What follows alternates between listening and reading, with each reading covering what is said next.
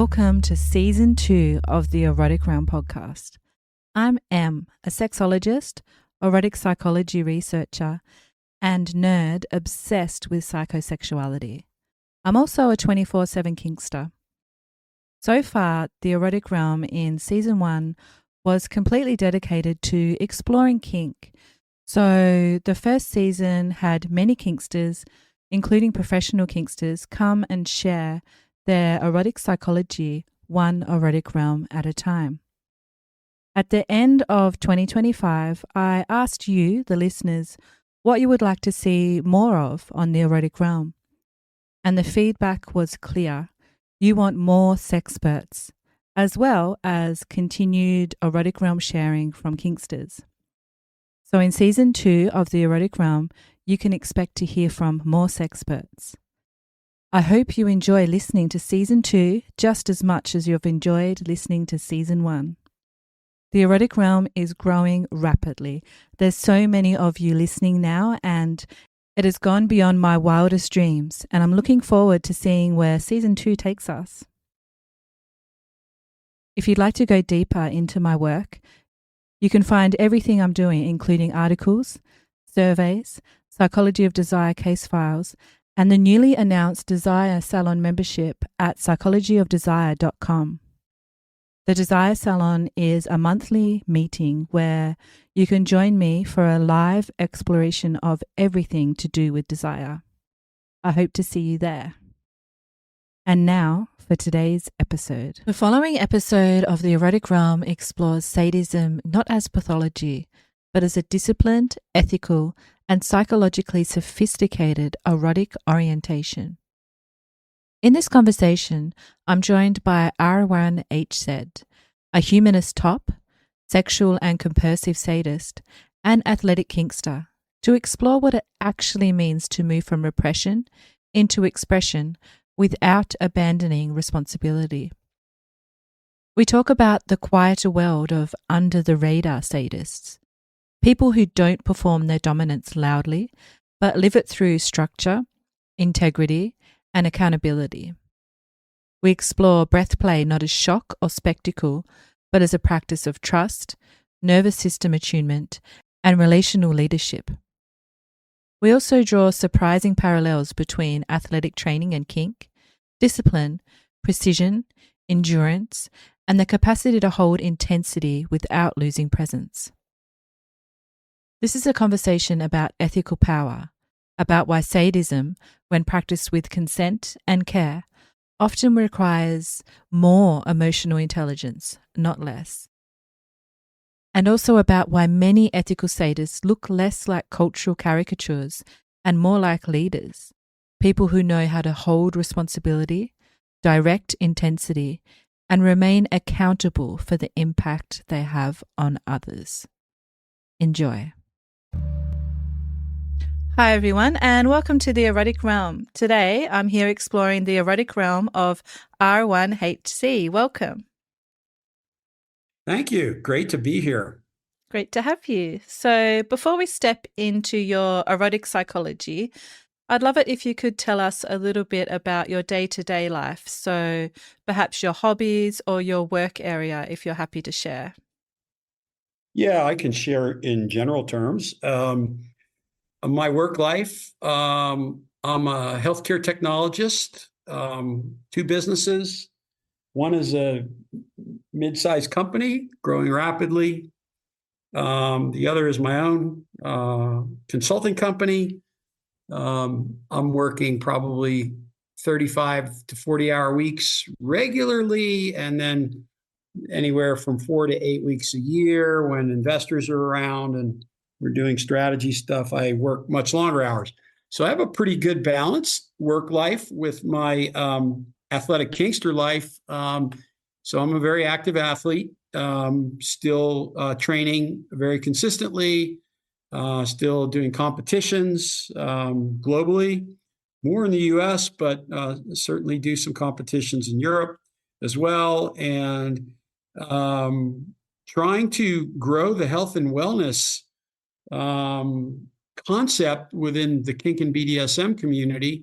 And I practice that very aggressively in my own life. So So that's the alignment professionally. Very involved in building healthcare software technology. Very much of a fanatic about studying healthcare data, and then in the kink and BDSM world, I have a very similar related mission. So that's the summary on that one. Okay, beautiful. Sounds very interesting and like you've got a full life there. So let's Thank chat you. about your eroticism now. When you speak about your sexuality and your kinky self, how do you identify?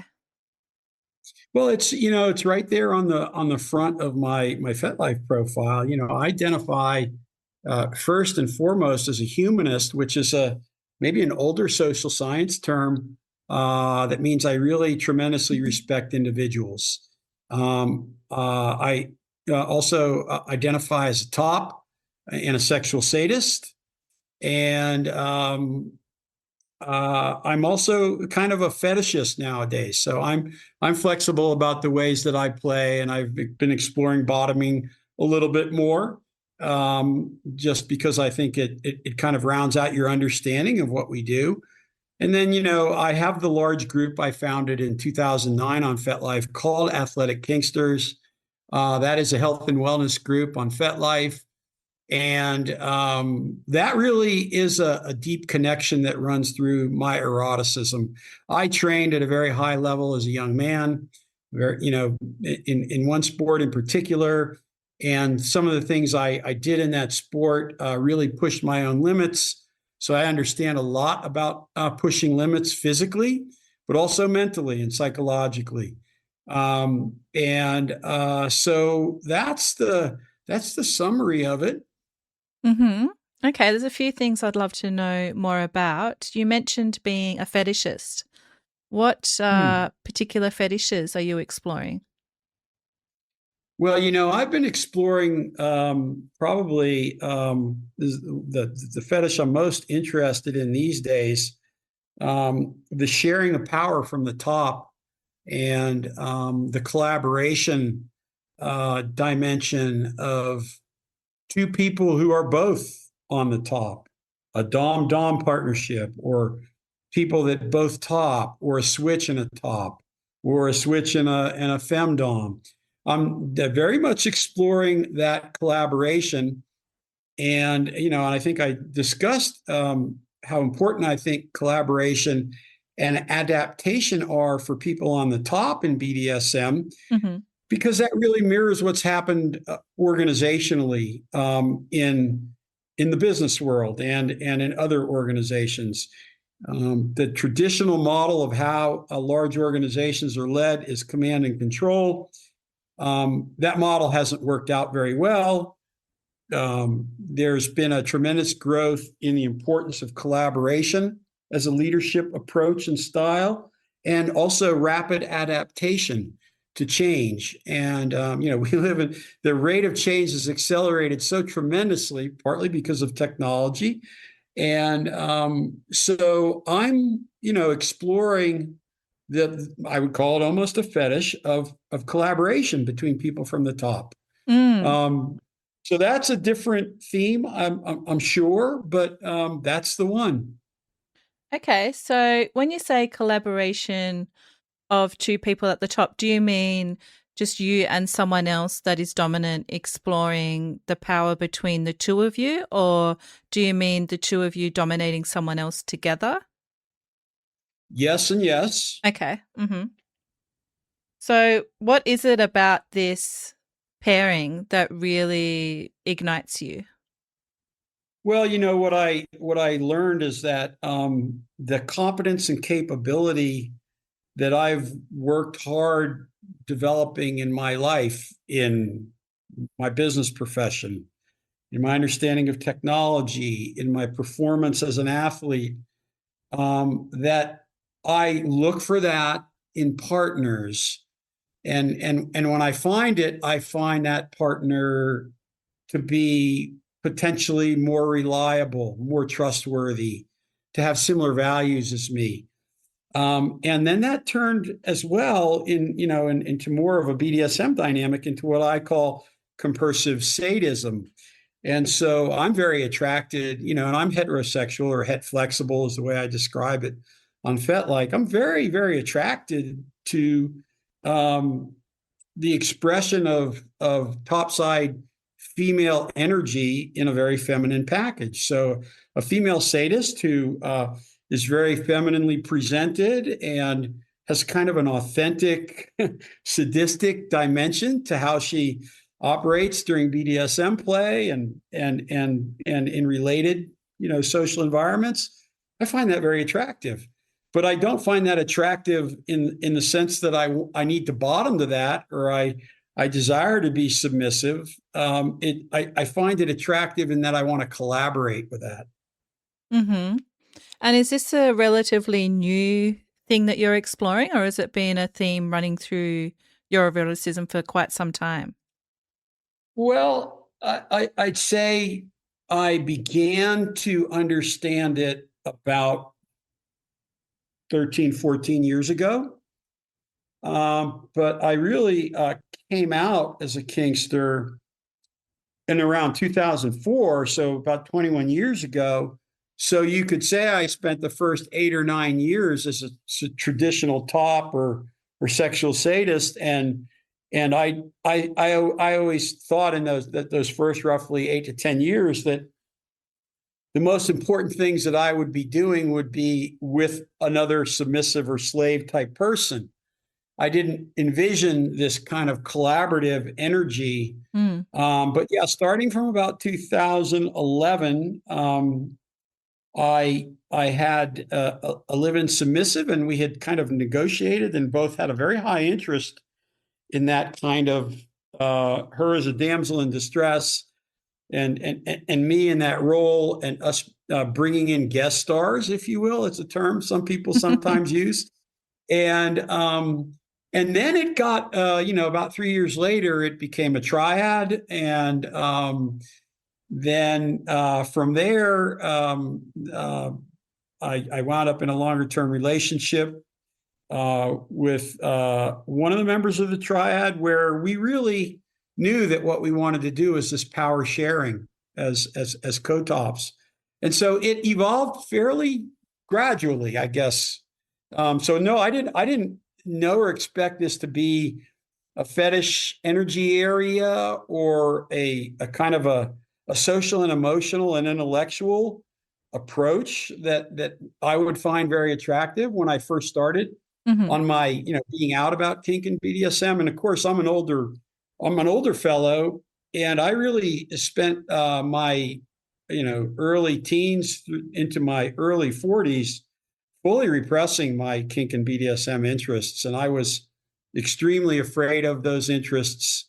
I didn't think there were many people in the world like me. And I felt like a pervert, and I had a lot of anxiety about it. Mm. And the internet and then social media opened me up to seeing that there were plenty of other people like us, like you and I. And that started to reduce my anxiety and allowed me to really get on a growth path about it, and to just feel more comfortable about my kink and BDSM sexuality. And that was a great improvement in my overall health and wellness. And Mm. that, for me, that started in about 2004, Mm-hmm. basically. So that was before FetLife. You mentioned that you uncovered some kink on the internet. Was that through browsing porn, or how did you come across the kink world? Well, I had certainly found different types of porn when I was in my teens. I think most boys and then young men do. Um, and so I was clearly aware of BDSM and different fetish interests that are kind of subcategories of BDSM.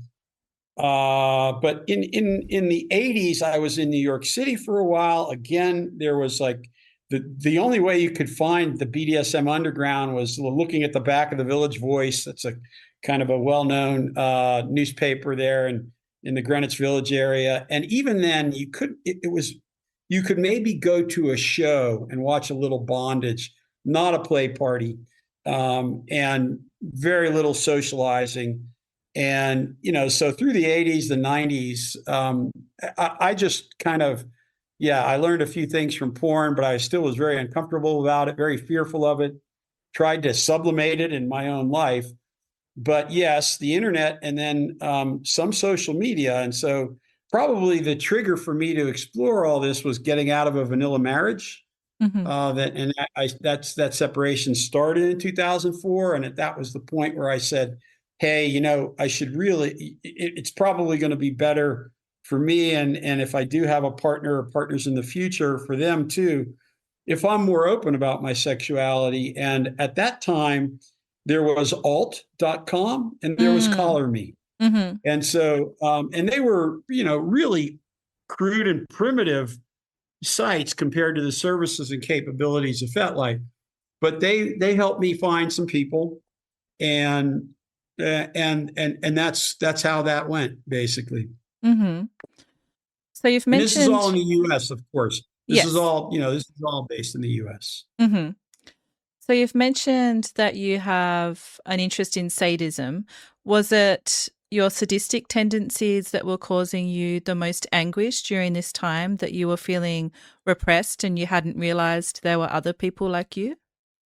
Yeah, I think so. I think many sadists, maybe Hmm. even most sadists, go through this self doubt and self questioning. Geez, I like to hurt people. Mm. Geez, I like to make people uncomfortable. Um, you know, um, why would I like that? Oh, even worse, it sexually arouses me, or who in the world's ever going to like me if I'm like a descendant, at least in terms of my sexuality, of the Marquis de Sade. I mean, so Hmm. it is a hard thing to come to grips with as an individual, for Mm. sure, no Mm. question. So, how did you start to distinguish between consensual erotic sadism and the cultural narratives that are automatically associated with it, with harm and pathology? How did you start to disentangle these two things? Yeah, great question. I'd say carefully with people that had expressed an interest in being on the receiving end.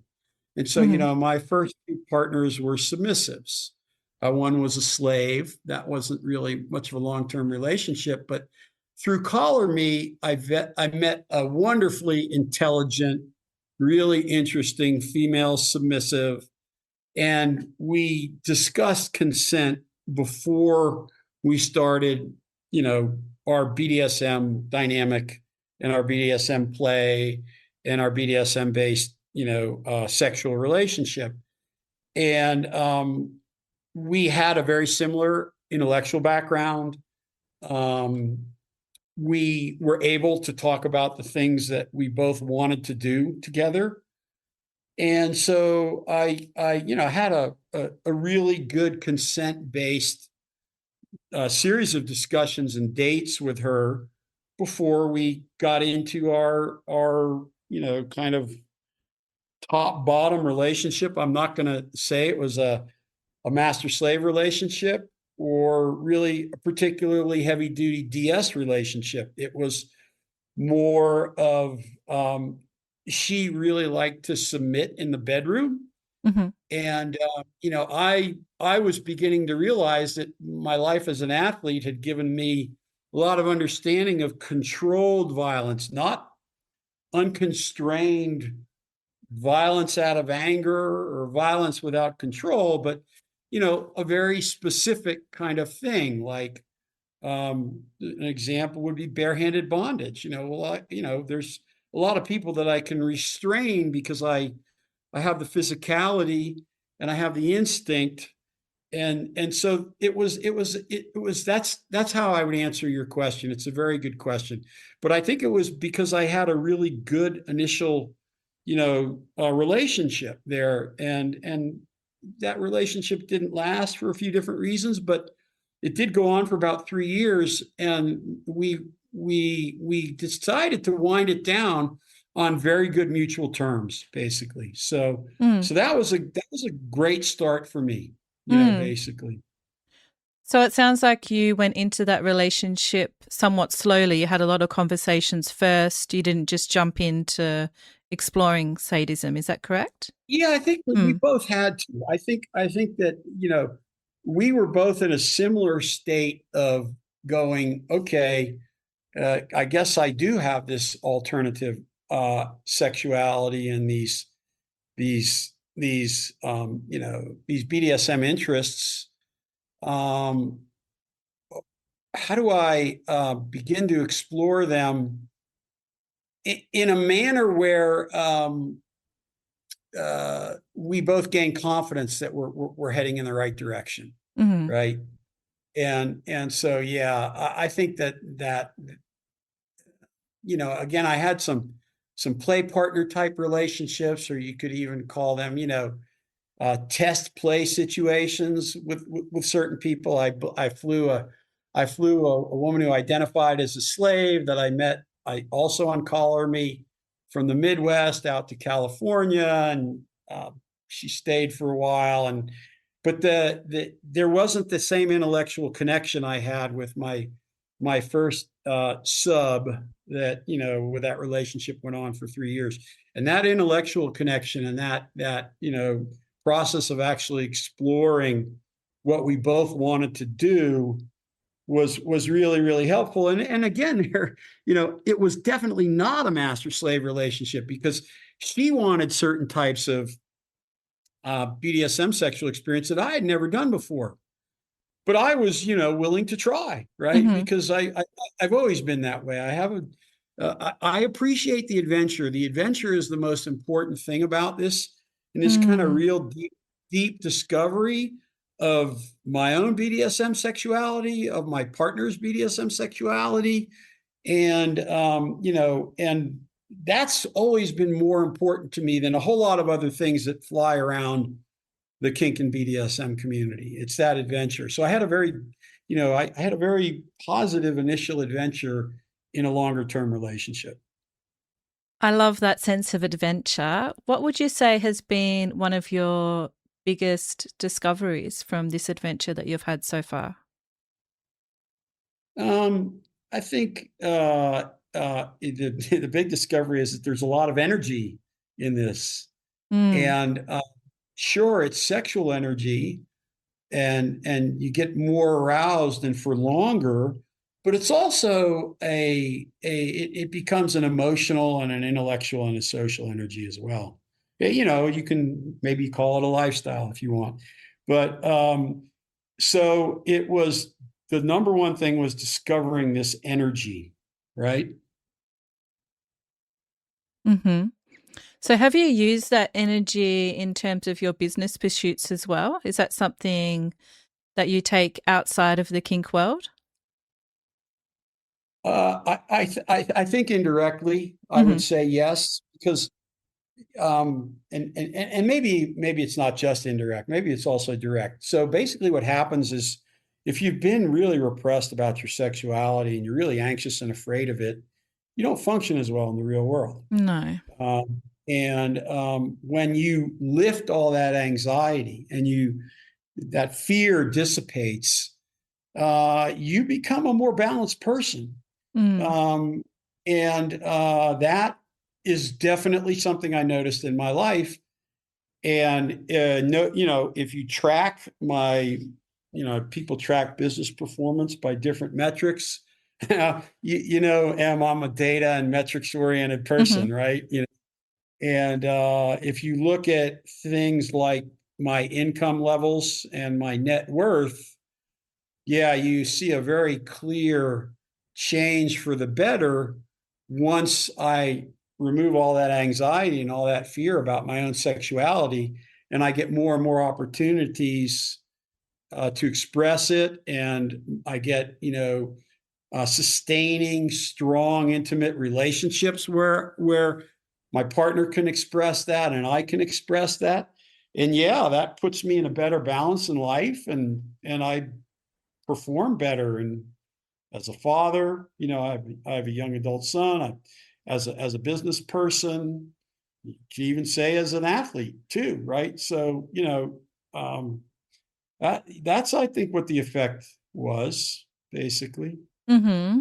I love that. And I'm so glad that you found kink and you were able to release that repression. So it's Me amazing. too. Mm-hmm. Your boy, do I agree with that one, Em? Mm-hmm. Oh my gosh, I'm blessed. And I'll take it a step further. I have a lot of gratitude to John Baku and his effort to create the FetLife site Mm-hmm. and the way he's rolled with some of the challenges that the site and his business have had to confront and deal with over I guess the site just had its 18th birthday, right? Mm-hmm. And I'm just going to editorialize a bit because there have been some rumblings that this is not really a community. What you're studying and what you and I are involved in, and I just think that's bullshit. I think that there's a global kink and BDSM community, Mm-hmm. and that the thing that brought it together the most is FetLife. Yeah. That's first. And then I think there are lots of micro communities, right? You've got a micro community in Victoria, right? And Mm-hmm. there's a micro community in the Denver area, and there's a big micro community in London. Very interesting community. I think it's a great community in London. There's a community in Berlin. There's a community in New York City, et cetera, et cetera, et cetera. And those are the micro communities. They are communities, but they don't always operate pleasantly and positively. Some of the communities have a lot of random negative energy bouncing around all the time. But broadly, I have a lot of gratitude to John Baku and FetLife, and I've had the tremendously positive experience building my health and wellness group called Athletic Kinksters, and we have like almost 22,000 members and Wow. lots of health and wellness content all the time. And Beautiful. that's been a very connective process for me between my life as an athlete and my life as a kinkster and a BDSM person. Mm-hmm. Yep, I totally agree. I'm very grateful for FetLife as well. I wouldn't be able to do this podcast without it and meet all different sorts of interesting people, such as yourself, that are into kink. So, yep, thank you, FetLife. Exactly. Now, there was something you said earlier that I want to hear a little bit more about, and it was you describing yourself as a compersive sadist. Can you share Mm. more about what this term means for you and why it best describes you and your approach to sadism? Yeah. Compersion is when you have a partner that's getting fulfilled and happy, doing things, and you might not necessarily be directly involved. You might be partly involved, you might be indirectly involved, you might not be involved at all, right? And but when you become aware of that activity that your partner is doing, it feels good. It may sexually stimulate you. It may be socially, emotionally, intellectually gratifying that you have this intimate partner that's out doing these things, right? And so that's compersion.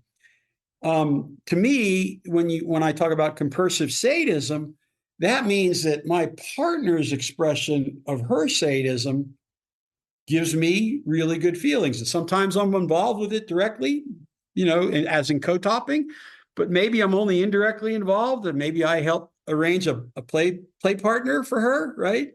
And that would be very fulfilling to me. Or she's telling me the story about what she did, and I'm looking at the pictures or the video of it. I wasn't even there. So those are all examples. And again, so that's compersion, and then sadism. And I would, in the ideal scenario, she feels the same about my sadism. So in that kind of scenario, we could both be voyeurs. So if she has a partner that doesn't want to be touched by me, but that partner and she are okay, if I just act as a voyeur and watch her do a BDSM scene with that partner that's very sadistic, I would thoroughly enjoy that. And I certainly have talked with some of my past partners and people I'm, playing with occasionally or more now. And they love to see me really put a submissive through a series of, moderately demanding or more than moderately demanding BDSM activities where I'm the top, where, I'm doing the sadistic things. So that's it. And I'll get to give you one more tidbit on why I think this is so important to me. And you may have figured it out by now that social, emotional, intellectual connection is a big deal with me. Mm-hmm. And so when I find a female that is attracted to me and I'm attracted to her, and we can validate each other's sadism in the way I just described, like deeply and fundamentally validate it, that makes the sadism even less scary and less Mm. anxious. So that's how I would answer that question. I think it's a great question. Um, and I'm sure there are some sadists who wouldn't want to do compersive sadism at all. They couldn't give two shits. They've never had any self-doubt about it. But for me, that compersion helps deal with all that self-doubt I had. Hey, look, I had that self-doubt for what? We'll say over 30 years, Mm-hmm. right? Of fear and anxiety and self-doubt about it. That's a long time in a life, Yeah. right? So anyway, there you go. Mm-hmm.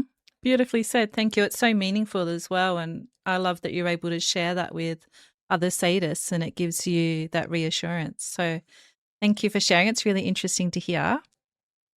Hmm. Okay, so let's go a little bit deeper into the specifics of a scene when you're being a sadist. So, how do you personally hold responsibility when you are the one directing intensity, pain, or control?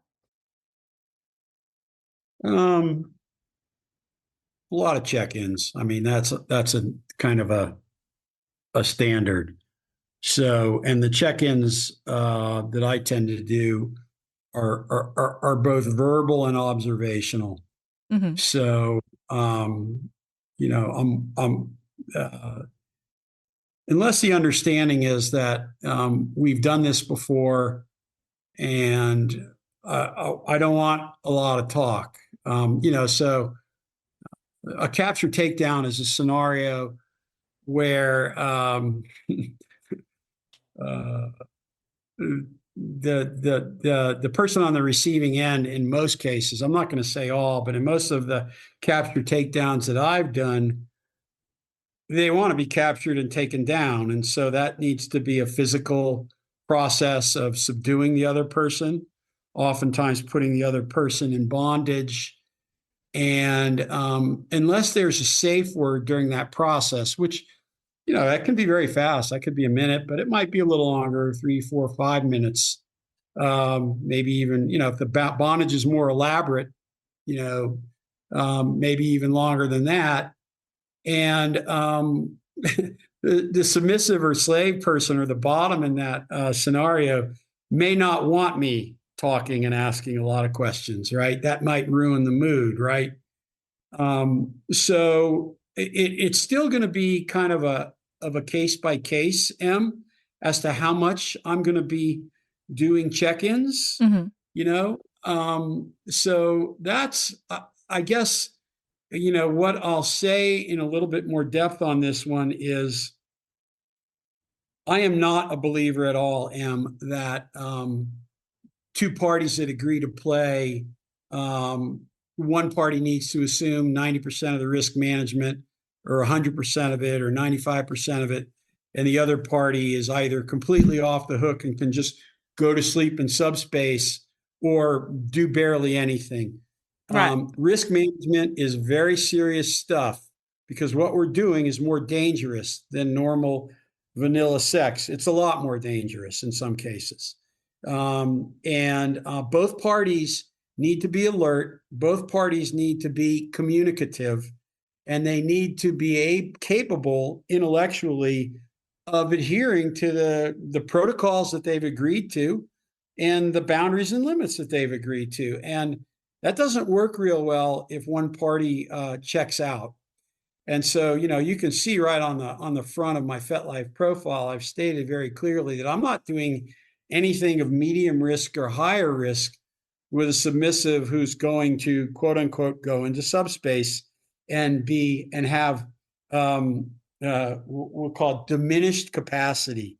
I don't play with people who do medium and high risk things that put them in a state of diminished capacity. I take a pass on that. I'm not interested in that. That bothers people on FetLife that I'm so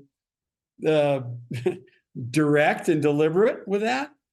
But, hey, everybody's allowed to have their own approach and their own guidelines, and those are mine. So there you go. Okay, thank you for sharing. So we've talked about safety within a scene just there. Let's talk about safety in the kink community as a whole, because I read that you've been quite explicit about rejecting the idea of kink communities as safe spaces. What do you mean by That's this? correct. Well, I can be very precise with you on this one. Because what we do is fundamentally higher risk than vanilla sex, and because when we do it, we often haven't dealt with all the feelings and energies that are likely to come up.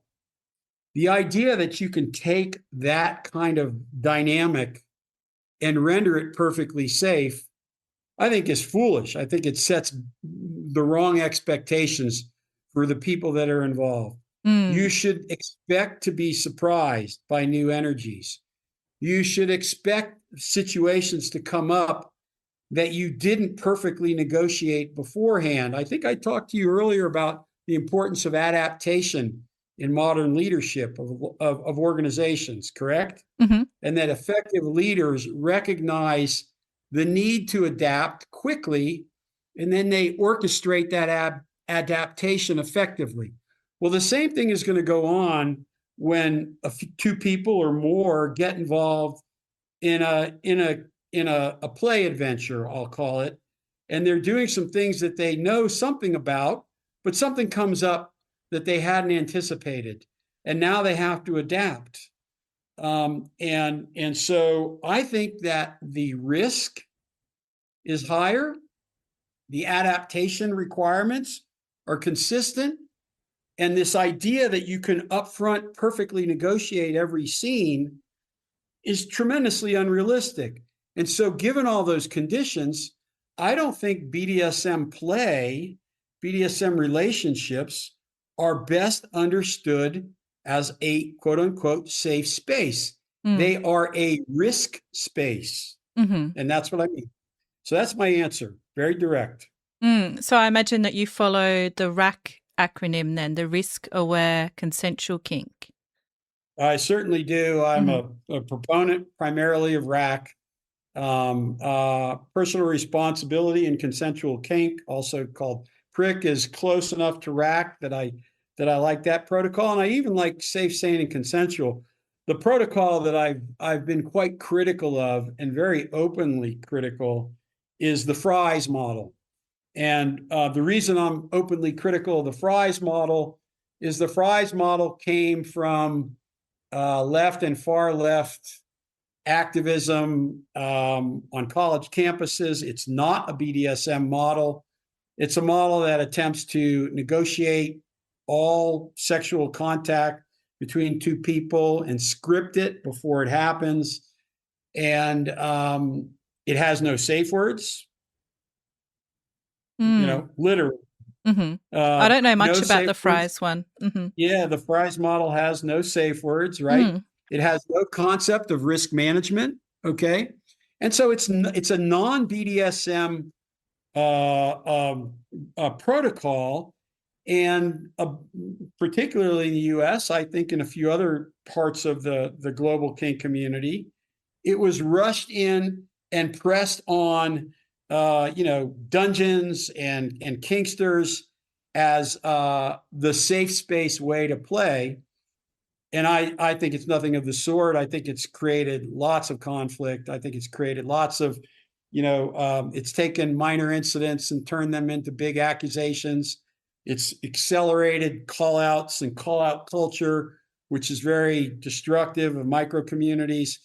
And so, yeah, in talking about consent, I think the Fry's model is this model coming from outside BDSM that very politically active BDSM people decided we needed to have, and that's how we were going to fix the problem of abusers and predators. And the unintended consequences of it have been, very negative, and it has been a bad idea and a bad concept. And I'm just willing to say what I really think about it, and I'm willing to manage the controversy of saying such things. Okay, I'll have to actually look into the Fry's model. I remember seeing it quite a while ago, but I don't think I've come across it very much. So I'll have to look into that for myself. So thank you for that. Yeah, there's a couple of dungeons now in the U.S. that require everybody to play according to the Fry's model. And basically, my analysis in the BDSM theory group of incidents, and I analyzed over 200 consent accusation incidents, and some violations, many not really, I would say, violations. It depends upon your perspective, but the vast majority of those incidents that I analyzed in the BDSM theory group on FetLife involved relatively young people who believed that all of their BDSM activity needed to be in a quote unquote safe space and adhere narrowly to the Fry's model, playing with somebody who really was using a different model, basically. Okay. Oh, that's fascinating. Yep. Mm.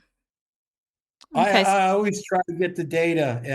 Yes, of I'm course. Data is I'm a important. geek about having data for Mm-hmm. for what I believe. I'm a Yes. real propeller head about that. Yep, I'm a data nerd as well. I totally understand. Ethical sadism requires heightened self awareness rather than diminished empathy, which a lot of people from the outside might think that that's what's happening, that there's diminished empathy occurring. Does this reflect your lived experience, that it actually increased your self awareness as opposed to diminishing your empathy in your explorations of sadism? 100% yes. Mm-hmm. And And let's frame that a little bit by saying that um, there are psychopathic sadists that have zero empathy, right? yes. And they're very, very dangerous people. And then there's the process that we're fortunate that we can go through now in learning about BDSM and experiencing communities, and everybody is on an education or a learning cycle or scale or continuum with all of this stuff, right? And Mm-hmm. so um, I think the general cycle, the healthy cycle for a sadist, and there is a healthy cycle for a sadist, is to have increasing empathy as you get more experience. That's Mm. also going to mean, though, that you're not going to be perfectly empathetic when you start out. And that's where risk management comes in. And that's why I can't talk enough about the importance of managing risk. I really can't. Mm-hmm. So anyway, Mm. that's a framework I thought I'd add there. I have another framework you might find interesting about under the radar sadists. Okay. Yeah. Please tell me. Okay, so I had an experience when I was a 19-year-old athlete, NC2A Division I athlete out in Southern California with a pretty legendary coach. I'm not going to give his exact name. He's got lots of next generations, but he's passed on. But this coach was known easily as the coach who made everybody work the hardest. Mm-hmm. And what I went through that summer training 5 to 6 hours a day is like nothing I've ever done again in my life. And when you look at a coach, and then I know of another coach, another very famous coach. He's a European water polo coach. He's won more gold medals as an Olympic coach than any other coach. Not all for the same country, by the way. I think the last gold medal he won as a coach was for his native country. Well, actually, no, that's not true. The first one he won as well, it was as a coach. But in his workout routines that he put his team through were similar to what I went through that summer. These coaches are ethical sadists. Mm. Of course, they're ethical sadists. And their job is because the sport they're training us for, you can't be fit enough. However fit you are, when you get thrown in the game and in the situation, you're going to be so exhausted that if you just had a little bit more fitness, you'd be a little bit better. So you can't be fit enough, but he can't burn you out either, and he can't get you sick, right? And so this ethical sadist coach is trying to find the fine line. Now you're consenting, you're an athlete, and you aspire to be on the national team, and you aspire to win an Olympic gold medal and all these other things, right? And so that is an under the radar framework that, frankly, it's similar to what we just talked about. Mm. Mm-hmm. And what about in the corporate world? It sounds like you're kind of involved in the corporate world. Do you think there's a lot of under the radar sadists that are in control of companies and perhaps unethically? I do. Mm-hmm. I do. And I would say they understand that pushing their own limits and getting people to perform better is part of why they've been, they've achieved a leadership role. They're good at it. They're good at organizing people. They're good at defining the next boundary that we want to push through. They're good at defining the next set of key goals and objectives to achieve. Mm. And they keep people properly focused. Now, is that sadism? Maybe it's not sadism, but it's pushing it, right? Mm-hmm. And so is there a big difference between pushing the performance of an organization and pushing yourself as a switch or a sub, or being able to push your sub or slave as the top or the sadist? There's some there's some closeness between those, right? Mm-hmm. Mm-hmm. So the boundaries are not that definite between how you push limits within the business world and then how you have your limits pushed or help consensually push the limits of a partner in a BDSM play scene, right? Mm-hmm. Now, I'll tell you, I've gotten into another controversial area. A lot of people have told me on FetLife that because I am into pushing limits, and I know I'm into it, and having my own limits pushed, and because I, frankly, look, I'm going to go push my limits tonight in the swimming pool in a little while. I'm just in the habit of doing that, Em. Mm-hmm. It's almost in my DNA now. I started doing that as a child, right? And then in my teens and my early 20s, I had experiences where, like I said, I played a whole summer for a guy who's you call him an ethical sadist coach, right? And his job was to push me just to the edge of my physical performance limits, but not over it, so that I got sick, right? And he was good at it, right? So yeah, I think there's a continuum there, and there's some things that are adjacent. And yeah, you see a lot of people that are learning how to push their organizations and expand the capabilities of their organizations. And they're doing that in the business world. And that's closely related to what we do in BDSM. Absolutely. Mm-hmm. Mm-hmm. Yeah, I'm always fascinated by the crossover, CEOs that use kink to their advantage. I find that absolutely fascinating. So we're talking about pushing edges. How do you ensure that your sadism is consistently building up a partner rather than diminishing them? Is the secret all in the aftercare, or is there more of a process to that? Well, I'll tell you straight out that things like emotional sadism are not for me generally. Right. And I've come around to the idea that if I have a partner that really wants to do a scene where I'm expected to be an emotional sadist, I'll consider it. but I'm all about building self-esteem, my partner's self-esteem, the self-esteem of other people in kink communities. Now, sometimes what I have to do to build the self-esteem of some of the people I run into in the kink world is I have to expose them to different ways of thinking.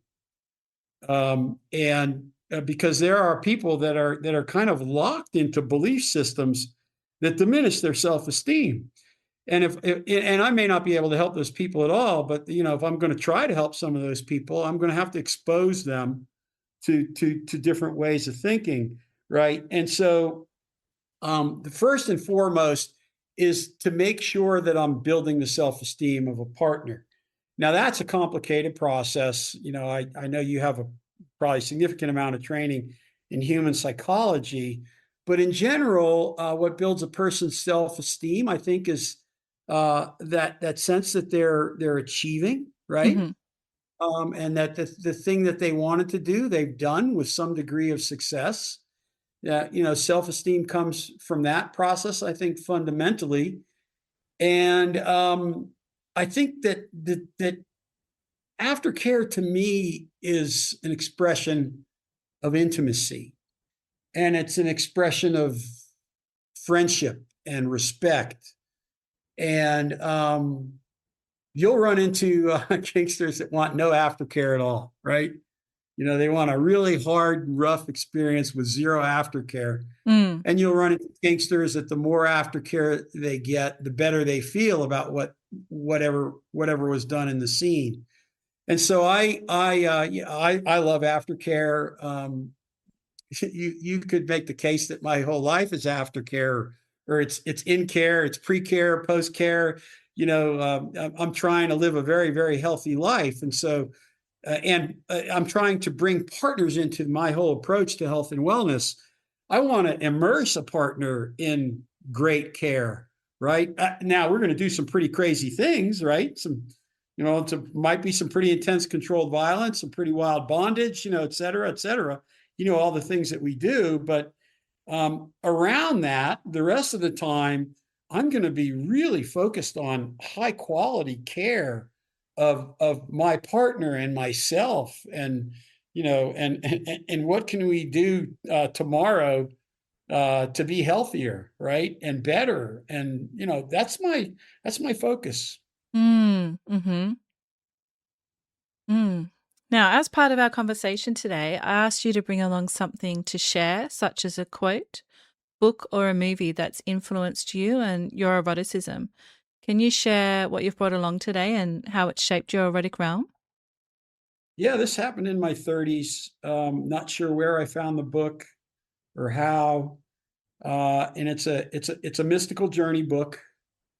It's written by a guy named Michael Murphy, founded the Esalen Institute in Northern California, Big Sur area, just south of Monterey.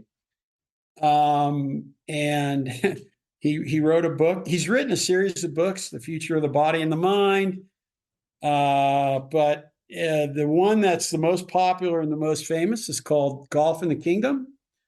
It's a story about guy who finishes college. He goes on a journey to an ashram in India. On the way back or on the way there, he stops in Scotland. He meets some mystical people that are into the mystics of the metaphysics of the flight of the golf ball, and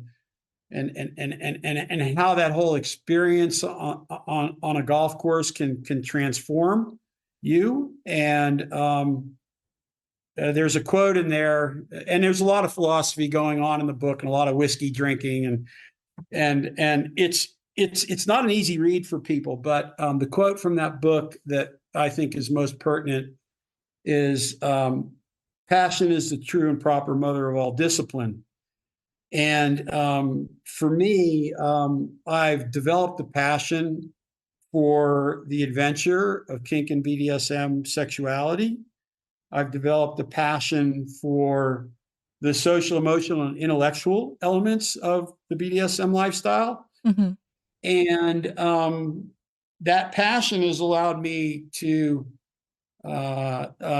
become disciplined about how I'm functioning in the kink and BDSM community. And I, Mm. I'm a very independent thinker. I'm a nonconformist. That comes partly from, my own parents, of course. And so I'm really not looking to please crowds and cliques and herds in my BDSM and kink approach and the things that I believe in and the things I promote. I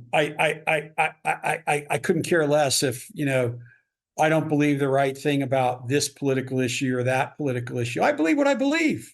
Mhm. And I try to base my beliefs on analysis and data and facts.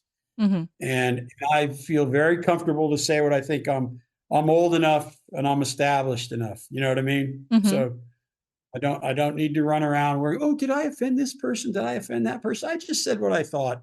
I'm not trying to offend anyone in particular. I'm just being direct and honest. Right. Mhm. So that's it. Yeah, it's always good to stay true to oneself. So it sounds like you've Yep. had quite a journey from your repression to exploring these different sides of yourself, and now this interest in the collaboration with other sadistic DOMs. I'm curious to hear from you, what is a peak erotic experience that you've had from all of your time exploring kink? What's one particular memory or experience that really stands out to you?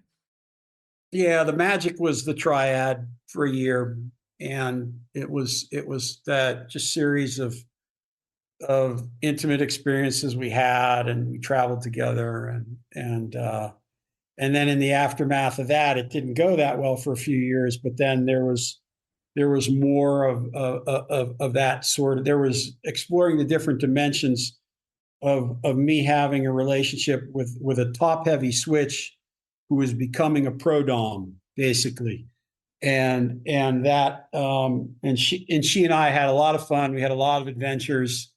It was a very substantial age gap relationship, and she had some challenges, that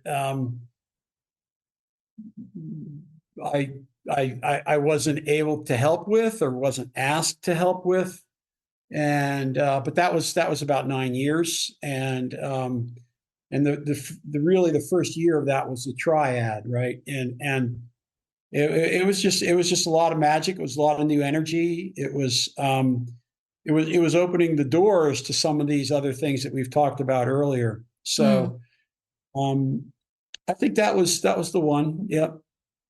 And it stands out because it was all of this new exploration that was happening. Yeah, it was Mm. it was it was finding out about new dimensions of myself that Mhm. I didn't even know existed. And of course, along with those new dimensions, you find a whole bunch of new energy, and then you find some complexity and some challenge. And hey, look, polykink and group polykink gets into a lot of difficult human emotions, as you Mhm. know, Mhm. and just kind of, I guess you could say I was following the spark, if you will, Mhm. and so there was a lot of growth, and there was a lot of challenge, and learning a lot more about myself, and learning more about my two partners, and you know, I think all of us, or many of us in the kink and the BDSM world, we eventually kind of think, oh, geez, if I had an ideal scenario, it would look like this. Well, what happens when you fall into your ideal scenario? Is it happily ever after? And what I found was, no, it's not happily ever after. It's a new level of challenges. It's things you never understood, you never anticipated. Mm. And how do you go about learning from that? How do you manage that?